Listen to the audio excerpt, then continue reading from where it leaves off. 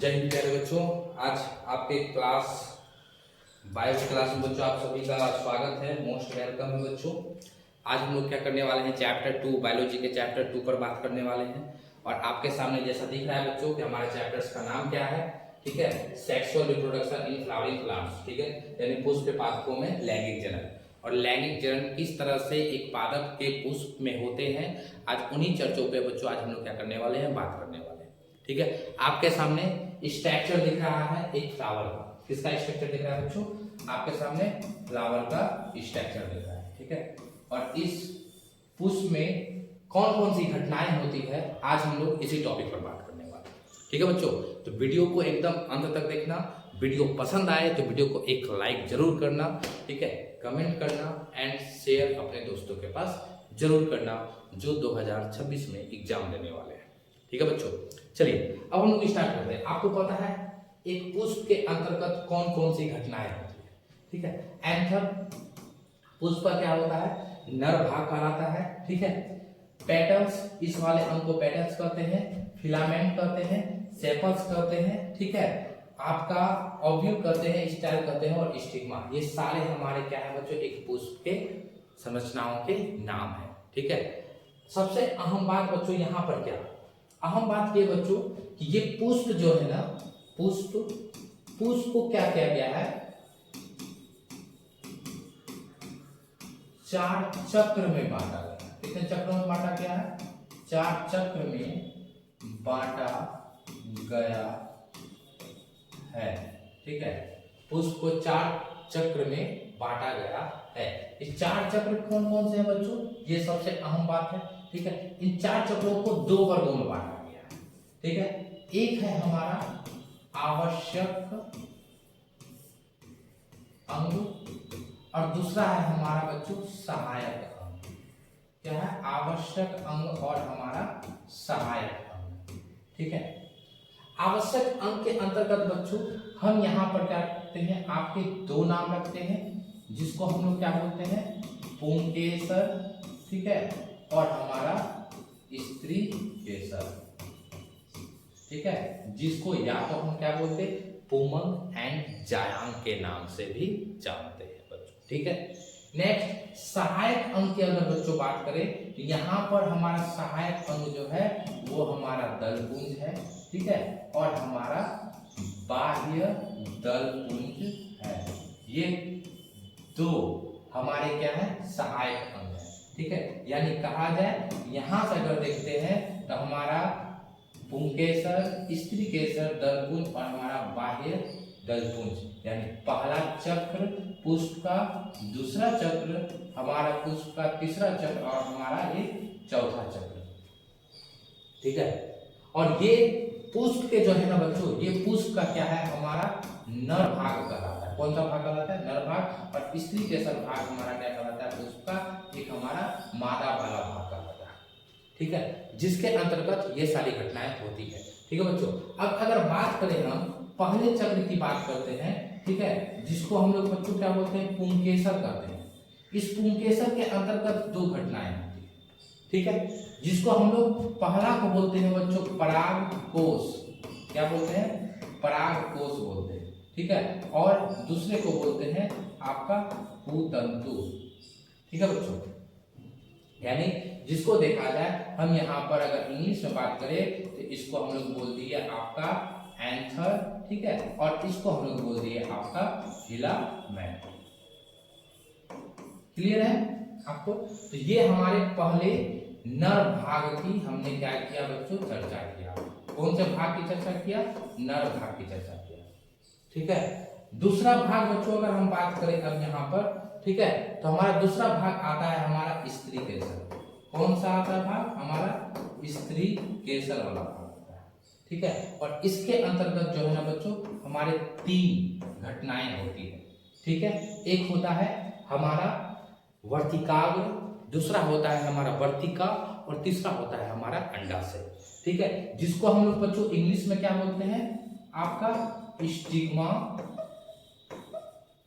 ठीक है। एक होता है हमारा स्टाइल और एक होता है हमारा ओवरी, ठीक है। ये 3 घटनाएं स्त्री केसर के अंग में होती है। और ये पुष्प का बच्चों क्या होता है, हमारा मादा भाग कहलाता है। क्या कहलाता है, पुष्प का मादा भाग कहलाता है। तो ये चीज आपको पता एकदम कंठस्थ होने चाहिए कि हम कौन से अंग को क्या नाम से पुकारते हैं बच्चों, तो ये आपको एकदम कंठस्थ पता होना चाहिए। ठीक है बच्चों, आपको पसंद आ रहा है वीडियो, बहुत अच्छी बात है। यहाँ तक समझ आया तो वीडियो को एक लाइक करो। ठीक है, आगे हम लोग बात करते हैं। अब यहाँ पर ये सारे चक्र हमारे पुष्प में कहाँ कहाँ पर होते हैं। ठीक है, देखिए आपके सामने एक पुष्प खिल रहा है। ठीक है, और इस पुष्प में बच्चों अगर हम देखें तो हमारा ये वाला भाग हमारा स्टिग्मा, ठीक है, ये वाला भाग हमारा स्टाइल और ये वाला भाग हमारा बच्चों क्या है, हमारा ओवरी है। ठीक है, दूसरा नर भाग की अगर हम चर्चा करें तो ये पूरा अंग हमारा परागकोश कहलाता है। ये वाला अंग हमारा पुतंतु कहलाता है, जिसको हम लोग क्या बोलते हैं, फिलामेंट कहते हैं। ठीक है, और ये भाग हमारा यानी एंथर वाला और फिलामेंट वाला और ये स्टिग्मा वाला, स्टाइल वाला और ओवरी वाला, ये हमारे आवश्यक अंग है। सहायक अंग कौन कौन से हैं, तो सहायक अंग हमारा ये वाला है, ठीक है, पेटल्स वाला, और हमारा ये सेपल्स वाला जो पुष्प को क्या करता है, एक हमारा सहायता प्रदान करता है। ठीक है बच्चों, समझ में आ रहा है, यानी ये हमारे क्या है, सहायक अंग है। और ये टोटल चक्र हमारा देखा जाए तो अब अगर यहाँ पर बच्चों अगर हम चक्र की बात करते हैं तो चक्र यहाँ पर हमारा पहला चक्र क्या हो जाता है, यहाँ पर ये देखते हैं एंथर वाला हमारा पहला चक्र है। ठीक है, दूसरा चक्र जो हमारा आवश्यक चक्र है, ये हमारा ये पूरा स्टिग्मा, स्टाइल और हमारा ओवरी, ये तीनों को मिलाकर हमारा क्या होता है, हमारा दूसरा चक्र बनता है। ठीक है, और हमारा तीसरा चक्र बच्चों ये आ गया हमारा पेटल्स वाला, और चौथा चक्र हमारा आ गया ये वाला। ठीक है, तो आपको ये चीज पता होना चाहिए कि पुष्प में कौन कौन से चक्र होती है और कौन कौन सी घटनाएं आपको होती है। ठीक है बच्चों, आगे चलिए हम कुछ बात करते हैं यहाँ पर। ठीक है, अब देखिए ये परागकण, परागकोश क्या होते हैं, उन टॉपिक पर थोड़ा सा हम लोग बात करते हैं। ठीक है, पहला हम क्या करते हैं, पुष्प का जो है ना, पुष्प का नर भाग पर चर्चा करते हैं। ठीक है, क्या करते हैं बच्चों, पुष्प के नर भाग पर चर्चा करते हैं। और पुष्प का नर भाग हमारा क्या कहलाता है, आपको पता है, हम उसको बोलते हैं आपका पुंकेसर कहते हैं। क्या कहते हैं बच्चों, पुंकेसर कहते हैं। क्लियर है, समझ में आ रहा है, पुष्प के नर भाग हम लोग क्या कहते हैं। अब यहाँ देखिए पुंकेसर जो है ना, पुंकेसर में हमने क्या बताया, आपके दो टॉपिक बताए हमने। ठीक है, एक हमारा क्या था, परागकोश था। क्या था, परागकोश था। ठीक है, और दूसरा क्या था बच्चों, पुतंतु था। क्या था, पुतंतु था। ठीक है, इस परागकोश के अंतर्गत क्या होते हैं बच्चों, परागकण पाए जाते हैं। कौन से चीज पाए जाते हैं, परागकण पाए जाते हैं। ठीक है, और ये हमारा क्या होता है, एक डंठल जैसी संरचनाएं होती है। ठीक है, जो पुष्प को क्या करती है, पौधे से पकड़े रखने का काम करती है। क्या करती है, पकड़े रखने का कार्य करती है। क्या करती है, पुष्प को पकड़े रखने का कार्य करती है। किसको, हमारे पौधे को पकड़े रखने का कार्य करती है हमारा ये पुतंतु। ठीक है, अब अगर इस पुंकेसर में अगर इस पुतंतु की बात करें तो ये हमारा ये पुतंतु क्या करता है कि आपके इस पुंकेसर को क्या करता है, पकड़ कर रखता है। क्या करता है, पकड़ कर रखता है। किसको, आपके पुंकेसर को। ठीक है, और इस पुंकेसर में सबसे अहम बात हमारा परागकोश, और इस परागकोश के अंतर्गत हमारा पाए जाते हैं परागकण। ठीक है, आपको एक चीज हम बताते हैं कि ये परागकोश क्या होते हैं, ये पुष्प का हमारा क्या होता है, ये नर भाग कहलाता है। ये आपके पूरे के पूरे बच्चों कहलाते हैं एंथर। ठीक है, जिसको हम लोग बोलते हैं आपका परागकोश, और इसके अंतर्गत जो कण पाए जाते हैं ना, जो कण पाए जाते हैं उसको हम लोग बोलते हैं आपका पॉलन ग्रेन्स। ठीक है, क्या कहते हैं, पॉलन ग्रेन्स कहते हैं। ठीक है बच्चों, अब यहाँ पर इस वाले को अभी हमने जस्ट बताया था, FILAMENT यानी फिलामेंट बोलते हैं, जिसको पुतंतु कहते हैं। और ये हमारे किससे लगा होता है, हमारे ये जो है ना पुष्पासन से लगा होता है। किससे होता है? पुष्पासन से लगा होता है पुष्प का, पुष्पासन से, जैसा कि आपको दिख रहा होगा अभी जस्ट पुष्प में। ये वाला भाग है हमारा और ये हमारा हरा वाला भाग जो ये पुष्पासन से क्या है हमारा लगा हुआ है। ठीक है, समझ में आ रहा है इतना सारा बात बच्चों? चलिए अब आगे देखते हैं। अब ये पोलन ग्रेन्स जो है ना बच्चों, जिसको हम लोग क्या बोलते हैं आपका परागकण बोलते हैं, ये क्या होती है? इस स्फुटन की क्रिया होती है और स्फुटन के फूटने के बाद क्या होता है? इसके पोलन ग्रेन्स निकलते हैं और निकल कर क्या होते हैं हमारे मादा के स्टिग्मा पर जाकर चिपक जाते हैं। ठीक है, और चिपक जाने के क्रम में क्या होता है बच्चों? यहाँ पर निषेचन की घटना होती है। क्या होती है? निषेचन की घटना होती है। ठीक है, तो हम उस टॉपिक को और स्त्री केसर वाले टॉपिक को आप आगे हम लोग समझते हैं। ठीक है, आपको पता है क्या पता है बच्चों? ये हमारा सारा किसके पुष्प के नर भाग की चर्चा थी। ठीक है, अब हम आपको बताते हैं पुष्प के मादा भाग की चर्चा करें। ठीक है, मादा भाग के अंतर्गत हम बात करें पुष्प का अगर मादा भाग हमने जस्ट बताया, इसके अंतर्गत क्या होता है हमारा 3 घटना होता है। एक होता है हमारा स्टिग्मा, ठीक है, एक होता है हमारा स्टाइल और एक होता है बच्चों हमारा ओवरी। ठीक है, ये एक घटना होती है। तो अब ये घटना होने से पहले क्या होता है कि हमारा ये जो अंग होता है बच्चों, ठीक है, जहां पर ये कहा जाए आपके जो अंग है यानी सहायक अंग है और इनसे निकला हुआ जो हमारा नर वाला भाग है, अभी इस भागों को तो हमने समझा, लेकिन अब हम क्या करने वाले हैं? इस मादा वाले अंग को समझने वाले हैं। मादा अंग को समझने वाले हैं। कौन से अंग को समझने वाले? मादा अंग को समझने वाले हैं। ठीक है, और ये तीनों अंग हमारे, ये अंग है हमारा बच्चों स्टिग्मा, ठीक है, ये अंग है हमारा स्टाइल और ये अंग है हमारा ओवरी। ठीक है, ओवरी है।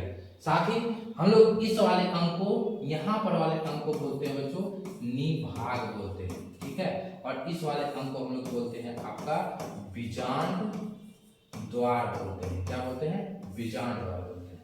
क्लियर है? अब बीजांड द्वार है। अब ये सारे कण क्या होते हैं ना, ये कण आकर आपके स्टिग्मा पर चिपक जाते हैं और चिपक जाने के क्रम में क्या होता है बच्चों?